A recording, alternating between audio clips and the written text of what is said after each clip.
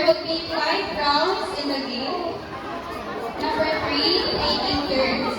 So in each round, I will show pictures of an animal's body part. So ang game ni Karon is the Guess the Animal game. Familiar mo, anak? So pagkalimutan ninyo ang body part sa animal.